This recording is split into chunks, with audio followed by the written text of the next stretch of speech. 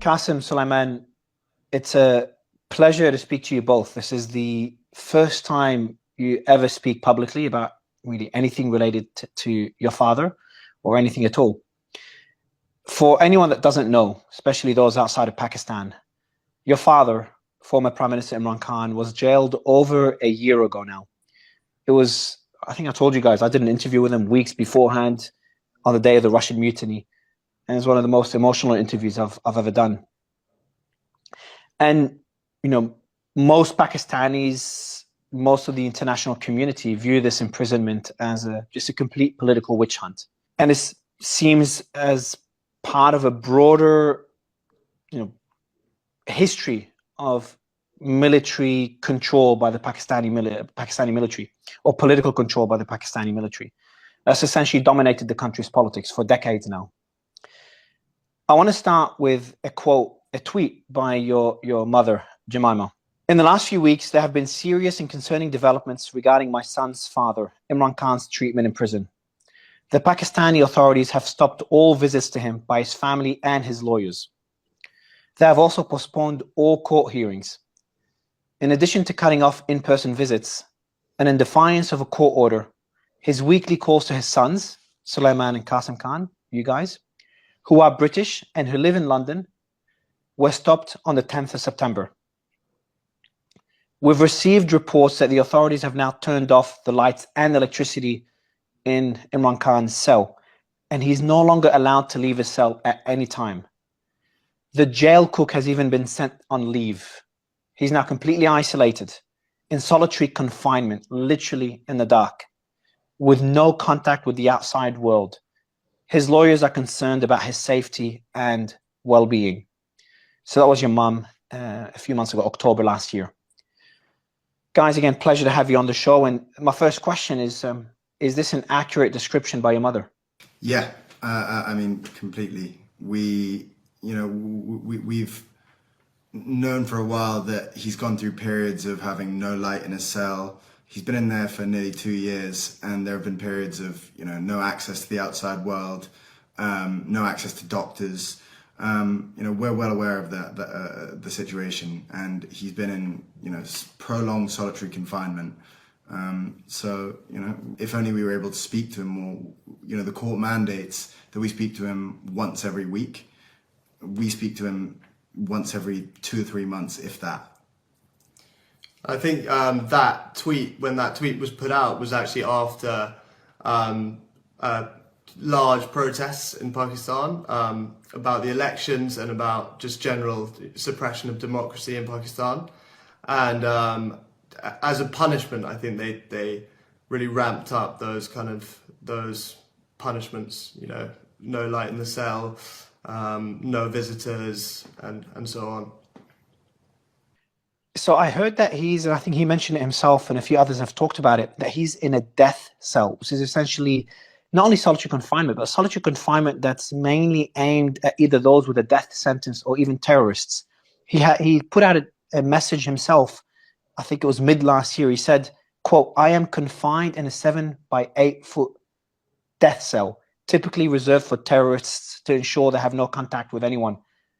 Can you tell me more about that cell and his conditions, and maybe also give us an idea of the last time you've spoken to your father? What we know is that he has no access to other prisoners. He is, alone in there. He's occasionally in the pitch black for prolonged periods. There was one period where he was in there for 10 days in the pitch black, no electricity, no nothing. And I remember when I spoke to him about that, he said the first 2 days were beyond difficult, and then he was able to get into a kind of Zen-like mentality, and what ended up being 10 days, he said it could have been a year. So yeah, the situation in his cell is pretty bleak. He is, one thing I know about your father, he is a very resilient man. You kind of touched on how he's coping with this. Can you give us an idea of how was it in the early stages when you have those calls with him, and how is it today? Is he still as strong? Is he struggling? I can't even imagine being in the dark for 10 days. So he's definitely, that's a very accurate description. He's definitely, resilient. He's probably one of I would say, I'm obviously biased, but he is definitely the most resilient person that I know by a distance. Very, very mentally tough. And he sat, whenever we speak to him, he's as strong as ever. But you know, he's not the type of person to complain about the conditions that he's in. Whenever we will always ask how he is, but he'll always sort of brush off those sorts of questions. He's more interested in hearing how we are. I know he's dealt with it in a way that, you know, is what I think is the right way of dealing with it, is he just reads loads and loads of different parts of historical literature, religious literature, and then he does exercise. And it's his two things that he's always loved in life. So I think in a cell, it suits him in a way to just be able to focus on those two things. And every time we call, you know, we only get to speak to him for about 20 minutes. And around that time, randomly, the line will cut off. So he's so focused on ensuring that he's able to spend the first 10 minutes imparting wisdom of whatever he's learnt, whatever religious or life lessons he can impart on us, and then the last 10 minutes he's very focused on finding out how we are, what's our situation, how's our family, and things like that. So we don't actually get very much time to ask about how he's coping, but I know he's doing a lot of reading, that's for sure. So your last call, did you say, was how long ago was your last call? 2 weeks ago, probably. Yeah, probably the first call we've had with him for about 2 months. But yeah, we were lucky enough to speak to him like 2 weeks ago. How does that work? So, like, do you know in advance you're going to speak? Like, so, for example, today, do you know when you're going to speak to him next? No, so it's really chaotic. In fact, I'm glad you asked, because we'll get a message, and it can be sometimes at about 4 a.m. On any day, and it'll suddenly say, okay, call coming at 10 a.m. So we have 6 hours, and if we're not awake through that period, then we miss it, which has happened before, and then we have to wait another 3 months before anything comes about. But usually we're able to, you know, we're quite on it with it and are able to rush whatever situation we're in. We cancel, you know, for me, I cancel any meetings, whatever it is, and instantly we jump on, and then often we're left waiting for about an hour, and then eventually the call comes through, and then we have about 20 minutes to speak. So there's no protocol. It's a complete mess. It just feels like a torture technique. Why do you think they're doing it this way? Why are they treating the former prime minister of the country, and what I consider to be the most popular man in the country? Like, I get people all the time when I meet someone from Pakistan, a lot of times they remember me from that one interview. That interview had more impact, on people talking to me than any leader I've ever interviewed. Just to kind of give an idea to the world of how popular Imran Khan is in Pakistan. And again, he was the former prime minister, a very popular one. Why do you think they're treating him this way? You hit the nail on the head. It's a technique to try and break him. He's a very, very resilient person, and he's one of the hardest people possible to break. But all of these techniques, shutting off the lights, leaving him in the pitch black, not allowing doctors to go and see him, making sure that all of our calls are at completely random times and that we might miss them, or whatever, not letting us have our court mandated weekly phone calls. All of this is tactics to try and break him. But he's, good luck, because he's as resilient as they come mentally, and that comes down to his faith. He has strong faith in God, and also he's always had that kind of mental toughness as well. So it's all torture techniques, exactly as you say. Another thing, wasn't he offered, because he did an essay not long ago on Time magazine, and he talked about being offered the option or a deal that included house arrest, and he rejected that deal. And I think he had demands. I think he wanted some other people related to his family or members of his political party. Maybe Sulaiman, can you give me a bit more context on that deal? And kind of him rejecting that deal is another indicator of his resilience. So I think that's mainly to do with the fact that there are many of his supporters and his party members and family members who are in prison currently in similar conditions to him. So, and he's very, very principled, and he wouldn't, on their behalf, I think that definitely would have played a part. He wouldn't want to kind of, he'd want to be aligned with them. He's always been kind of very principled, and I don't think he'd go against his principles very on a whim. What have you guys told him? Like, I'm just imagining if I had my father or a family member in a similar position, and I'd be urging him, because you guys born in London, live in London, so you're away from Pakistani politics. And if I was in your position, I would be convincing my father to do whatever it takes just to get out of jail and just to have his freedom again. Have you guys tried to convince him of doing this? So actually, when we were younger, when I was younger, you know, I'd hated him being in politics. Would way rather him just do sort of cricket punditry or analysis, and live an easy life in London or you know, out of politics. But it is genuinely his passion, and you know, I don't think he'd feel fulfilled if he wasn't doing what he's doing. I don't think he'd be happy if he was just living a kind of easy life in London, or yeah, because I think if he wanted to be in exile, he could, but he's genuinely. He could easily make a deal. Like he would, if from a political perspective, I'm sure they have certain demands. You know, the easiest one is, and this is me speaking, obviously my own opinion, but him speaking in support of the military, for example, or of the opposing political party. Just one example of many of things he could do to gain back his full freedom. But I think his defiance is the reason he's in jail. And do you still, I know you said in Kasim, the same question to you after Sulaiman, but do you still try to convince him to get out of politics, or you've kind of given up on that?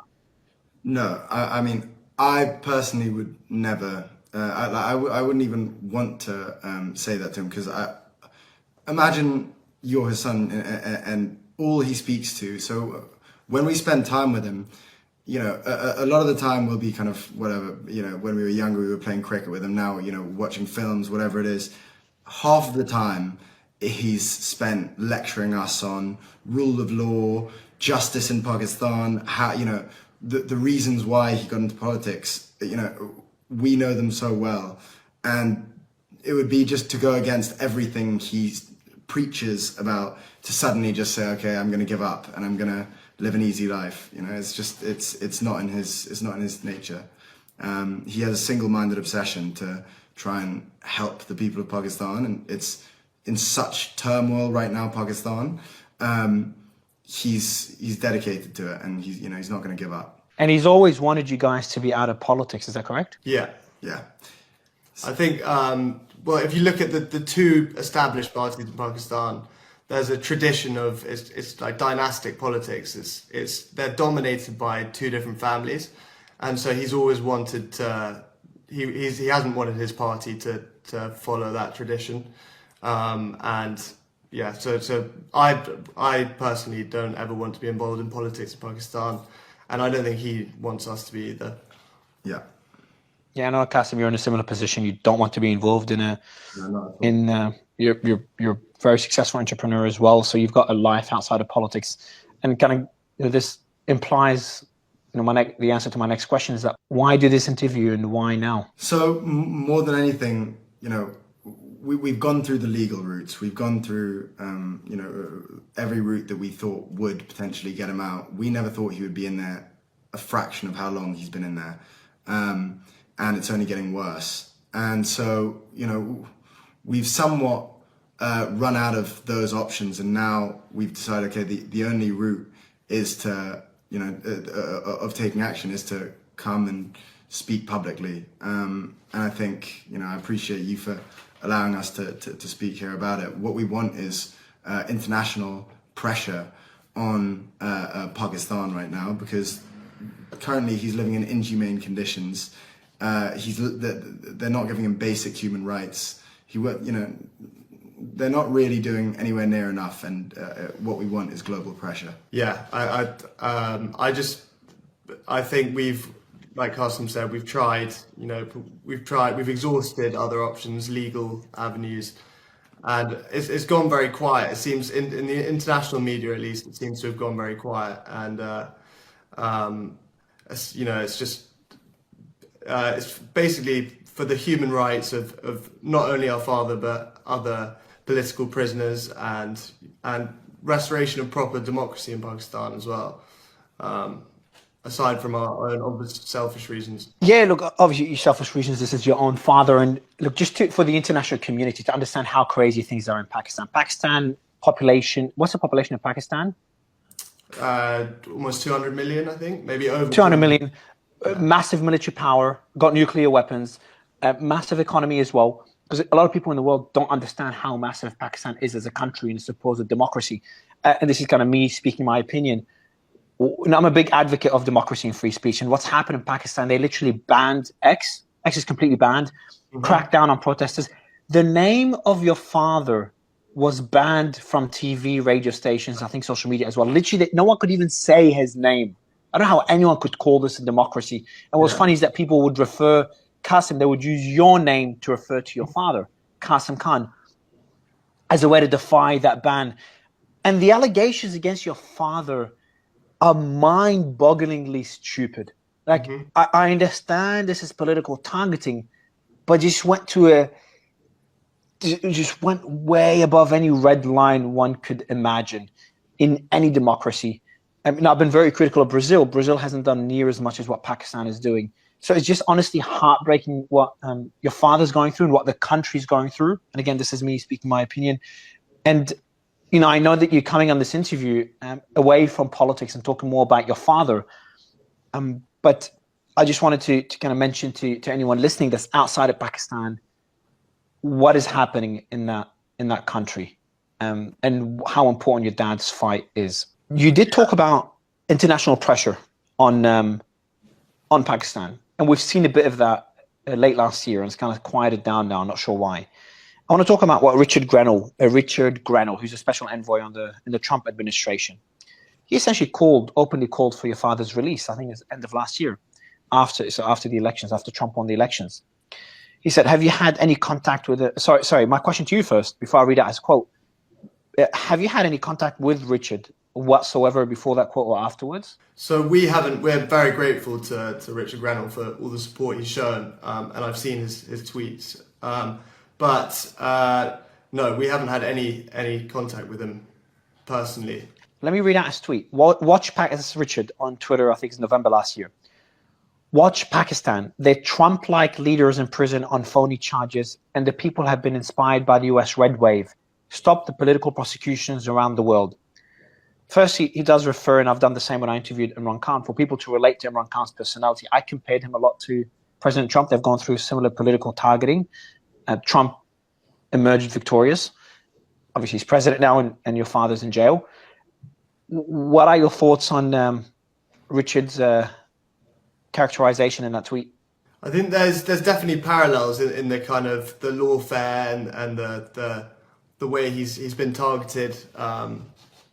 And yeah, I understand. I understand the comparison. What about he calls them phony charges. He also says that people have been inspired by the US red wave, and he calls it political prosecution, which you've kind of mentioned already. Would you say this is a fair characterization by Richard?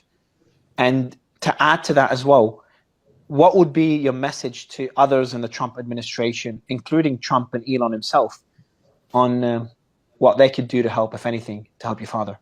So I think that's definitely a fair characterization when it comes to Pakistani politics. 100%, they're false charges, trumped up charges.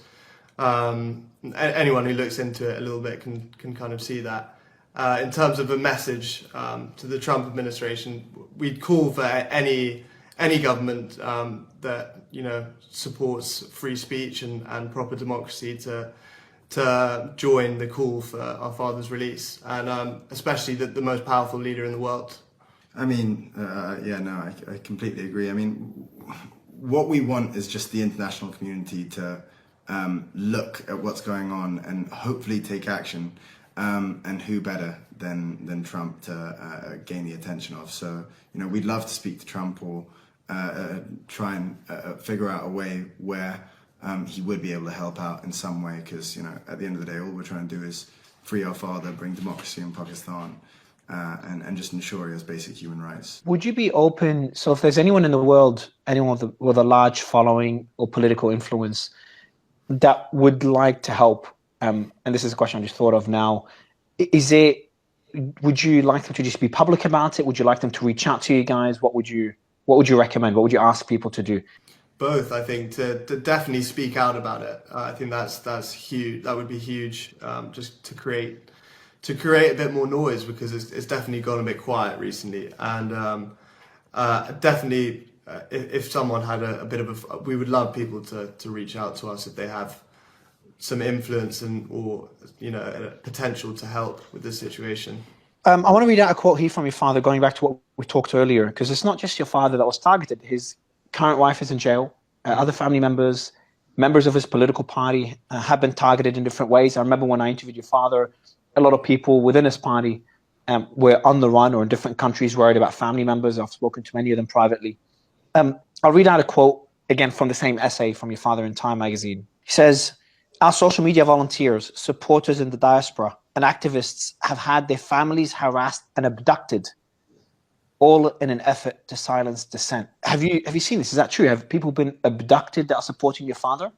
Yeah, I think it's been quite widely reported that there have been journalists, supporters, party members who've been abducted, kidnapped. There have been reports of people being tortured. I think that's pretty valid. Does that worry you guys? Go ahead, Kasim. Well, no, I was going to say, I mean, Sulaiman cautiously says there have been reports. It seems pretty clear, they're giving speeches looking disheveled and suddenly no longer part of my father's party, PTI, and all of a sudden they're, giving up on politics, and, it's pretty clear. Is that a reason? So I know I asked you earlier, why are you speaking publicly now? What's the reason you've never spoken before? And maybe going back and maybe you could describe the early days when your father was arrested. Where were you when you heard about it? What first came to your mind? Did you expect it? I know you already said you wouldn't expect it to take this long. I'd love to know this first, why not spoken publicly before? And the early days of the first arrest and release, because there was massive protest, and arrested again when everyone just kind of slowly quieted down. So we've always been quite private people. It goes back to what we were talking about earlier, where our father never wanted us to be in politics. We were never interested in it anyway. And so it made sense to just live a more quiet life. And that was a good element of living in England, is that we didn't have to live quite so much in the public eye. But I remember very vividly where I was when he got arrested. I was about to give, at the time, the biggest speech of my life for my startup, for Mifu. And I was about to get on stage and speak to about 100 people. And as I was preparing for it was about an hour and a half before, my business partner, I see him go pale, and he shows me his phone, and I see that he's been arrested. And at the time, we have quite a thick skin with this kind of stuff. We've seen him get shot. We've seen him get arrested multiple times. We've seen him, he's sat us down and told us he's going against mafias in Pakistan. We're quite used to this kind of thing. So when it happened, frustratingly, I remember I saw it, and I just thought how trivial my speech is, even though it was the biggest speech I could possibly give at the time. And I went up, and I my head was in the clouds, and I fluffed my lines, but we ended up doing okay. But what really stuck out is, at the time, even though it shook me, I had no concept of how long it would be. I really thought it would be a couple of months maybe maximum. But this time, it turned out it's nearly 2 years now, and he's been in solitary confinement the entire time. So it's been pretty brutal. Sulaiman, well, those early days, your expectations, and where we are today. Yeah, so I remember as well where I was and my reaction, but it wasn't actually a shock to me, because I'd actually spoken to him a few days before, and he'd warned me that there was a strong possibility that he was going to be arrested. But he'd been arrested earlier that year on the 9th or after the 9th of May kind of protests, and he was released a few days later. So I was hoping that it would be a similar situation, yeah. And I just wasn't expecting him to still be in prison now, almost 2 years later. When he was made that offer, sorry, go ahead, Kasim. I was just going to say, the very night before, just remembered, the very night before I was, it happened, I was messaging him about advice for public speaking because I was so nervous about speaking to 100 people. And then in the morning, funnily enough, he was taken. It's just honestly, it's heartbreaking what you guys are going through. At first, I also respect, especially considering Pakistani politics, how always kids are groomed to kind of follow in their father's footsteps. We've seen that in politics for decades in Pakistan. So to see you guys, first the way Imran Khan has kind of moved you away from politics, so essentially protected you, considering how dangerous Pakistani politics is. And to see how humble you guys are. When we met Kasim, I told you that, I was joking about it, how humble you are in general. And to see you guys speak publicly now in support of your father, knowing how brutal and aggressive Pakistani military or Pakistani government have been against anyone speaking out in support of your father, is something that I respect massively, and I really appreciate that you're doing this. I do want to ask you the question though. When he was offered the opportunity to go under house arrest to get out of jail, did he ever ask you guys? Is the decision always made, or did he ever ask you, do you think I should accept the deal? Did he ever seek that advice from you guys, or do you know if he's actually asked anyone else in your family about this? I don't think he would ever. I just don't see him taking a deal like that. To save his skin. He's a very principled person, as I said. He's comfortable there as long as his mission is being fulfilled, and I don't think he'll just take a deal while other people are sitting in cells on his behalf, his supporters, I don't see him running off to his house where he's in pseudo prison. Another thing I think people would be very curious about is those calls you have with your father. You talked about him sharing some wisdom, especially with all his readings in jail and things he's learning. Can you tell us some more? And obviously, I'm sure some things are private, but kind of give all the people that are supporting your father and that believe strongly in his cause and have risked their lives on the streets in the protests last year. How are those discussions? What are certain things? What do you think are messages he'd like the world to know as well beyond your private conversations? So he, one thing, there's a lot of private stuff obviously, and most of it's about family. But occasionally at one point recently, he was laughing about how desperate his opposition are getting. With it's not only these kind of torture tactics against him. And he was laughing, now they put me, now I have no contact with the outside world. So when he would sit to see his lawyers, he would say, okay, what's happened in the world? Just very casual. And he's basically just very, very aware of how desperate they are, the censorship. If you didn't know, for the World Cup, the anniversary of the 1992 World Cup, for context, he was the captain of that side that won the World Cup. And in the images for the anniversary, they blurred him out of every single photo, or cropped him out of every single photo. So imagine doing that with the captain of the World Cup winning side. And they're that petty. And so he was laughing about that, which is a nice little touch, I guess. They've cropped his image. Sorry, Sulaiman, I'll let you speak in a bit, but I didn't know about this. This is getting a bit cartoonish. So essentially they've got, there's images of the World Cup, Cricket World Cup, I assume.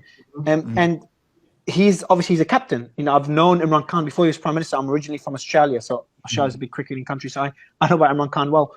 And as a cricket star, he's obviously in all those images and posters. They've cropped him out. Yeah. So they're not even being kind of considerate or being strategic in their censorship. They're just putting it out there, not caring that they're blocking free speech.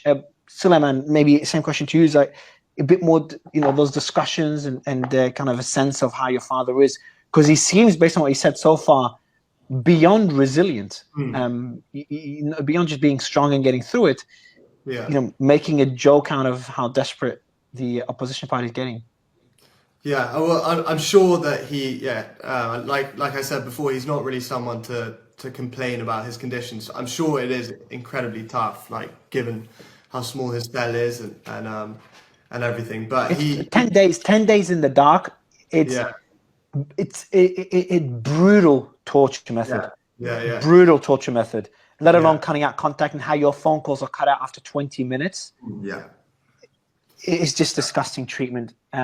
That's left for people that have committed heinous crimes, which obviously your father is not even close to fitting that description. But sorry to interrupt you, Sulaiman. he, on a sort of more positive note, he feels. I think he genuinely feels that he's in the last almost 2 years. He's learnt more and kind of strategically. He's really developed a good kind of roadmap for what he wants in the future. I think he's always optimistic, but he sees it as a very good learning experience. That despite obviously how difficult it is. Sorry, I was going to say he's always been a big reader, but now he's had so much time to read about historical figures, leaders of the past, and also about faith, and he believes that he's grown more in these past 2 years than he has in the previous 20, and he said those words exactly. As well as how much he's grown mentally, and he says spiritually as well. He says he has, he's been strategizing about what he can do when he's released for Pakistan. So yeah, he's one of the few people who's coming out of it, hopefully, or how he believes is stronger. Do you think he will come out of it? Of course, I want to believe that, but the reason why we're here is because, we feel like we're somewhat running out of options from legal options or others. And what's worried us most is that a lot of the pressure on Pakistan, a lot of the news reports, it's all kind of died down, or it's fizzled a lot recently. So the whole reason why we're here is because we are getting worried. We're naturally very worried right now. And there have even been threats to prosecute him with offences that would carry the death penalty. So, it's pretty. The reason that the reason we're doing this interview is because the situation is getting pretty desperate. We hope. You can only remain optimistic. Does he know you're doing this interview? Yes. Yeah, we asked him because this is something that he might not be behind. Was what we were worried about. He always likes us to be private and stay away from politics and that whole world. But we asked him on one of the calls. We said, "Do you think it would be okay? We want to do this. We want to see if we can try and help." And he said, "Do it." How is Imran Khan outside of politics? How is he as a person? What is a side of him that the world does not get to see? I mean, he's a very, very dedicated father in a way where, in a strange way, as in he's dedicated his life to politics, to the people of Pakistan. In a way, he has millions of children in his mind, I guess. But every chance he would get when we were younger, I mean, he would come down to England. When we would go over to Pakistan, he would, take 2 weeks, somehow take 2 weeks to spend just with us, which is such a difficult thing to do for a man as busy as he is. And he's, I don't think people realize that he's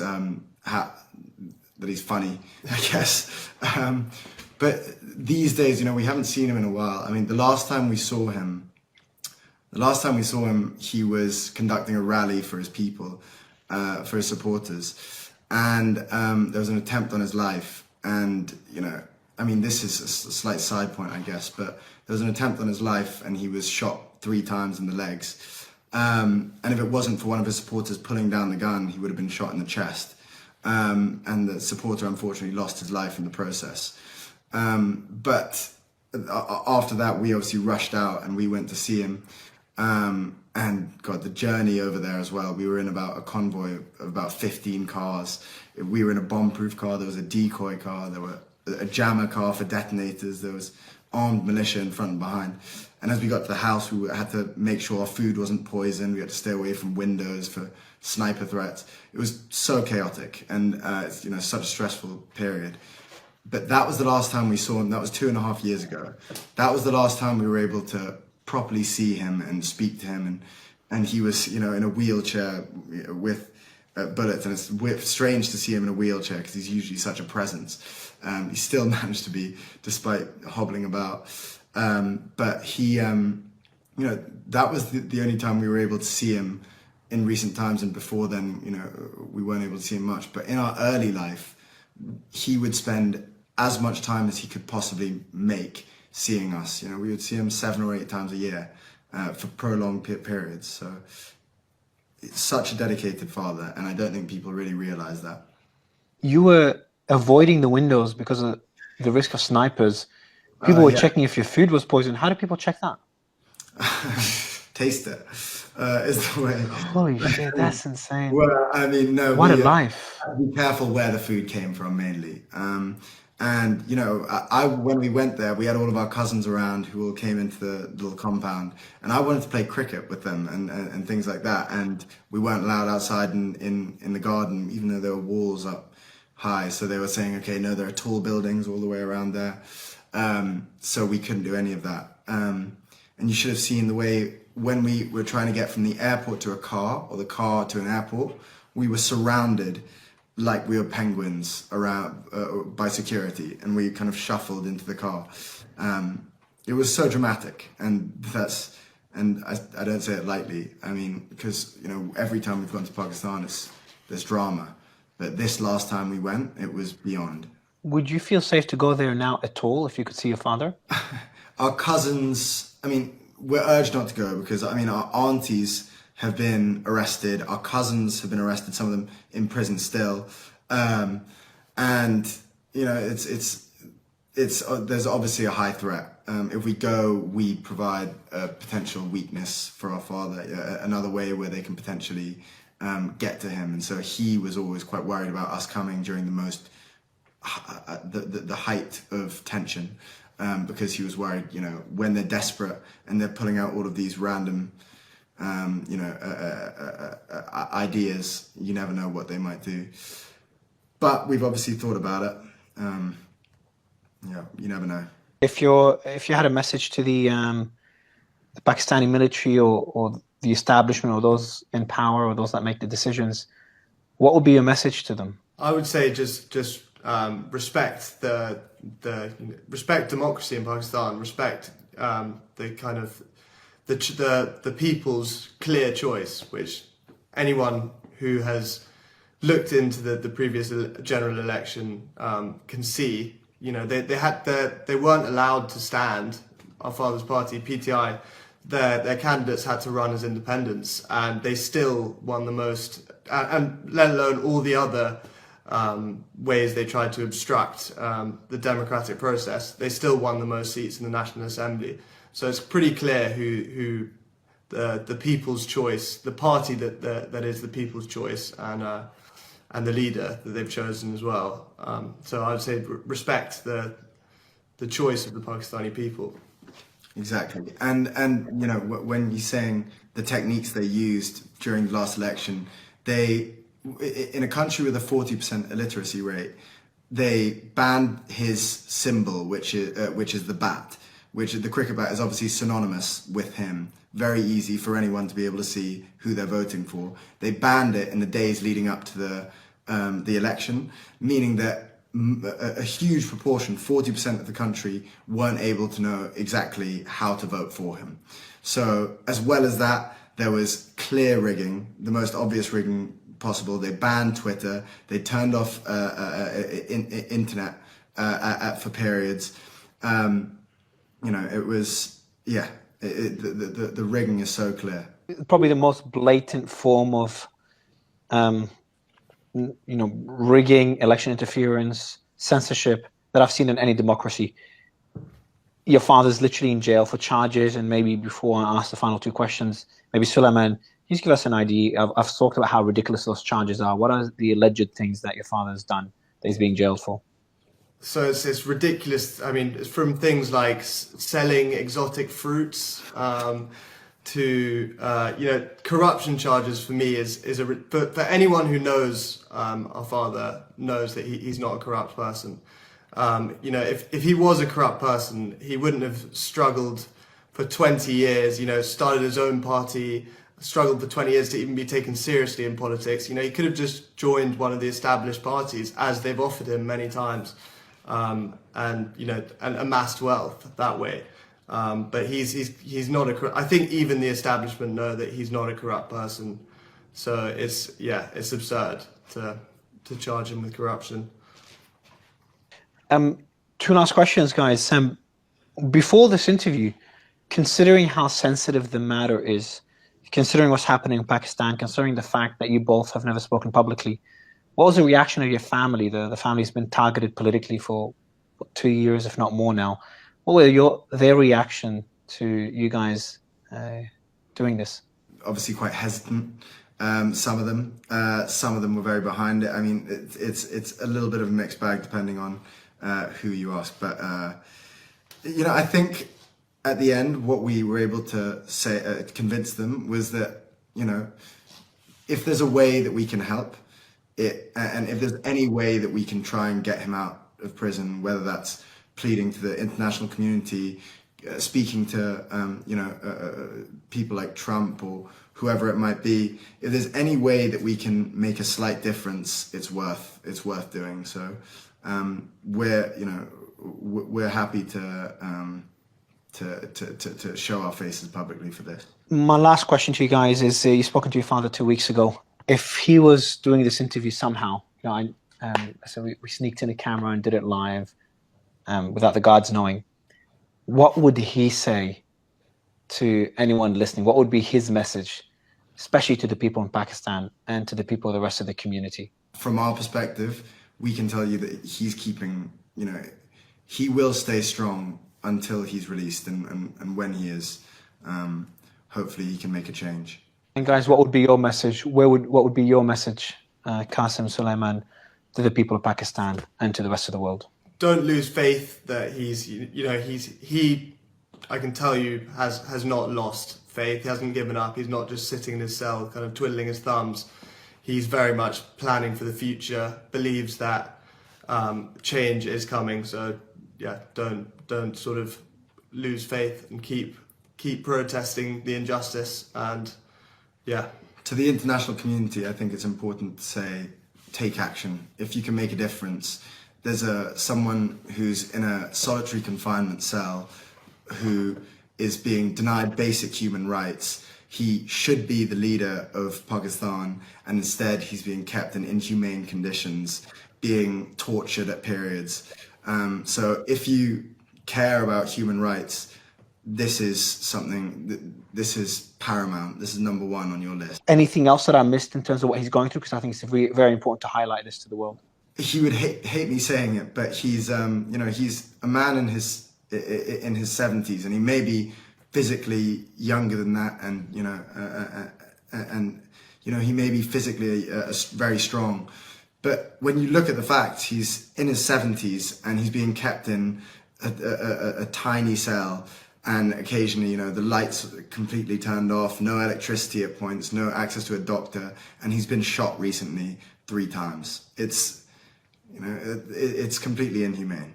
To wrap up my message to anyone listening, and I usually don't take many stances as I do my interviews and my coverage, but there's certain instances where I feel like I have no choice.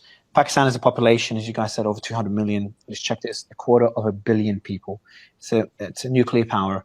It's an economic giant, and more importantly, it's meant to be a democracy. And Imran Khan, as defiant as he is, and I might disagree with a lot of his policies, and I'm sure even you guys might disagree with your father's policies and some things he says, the people have voted for him.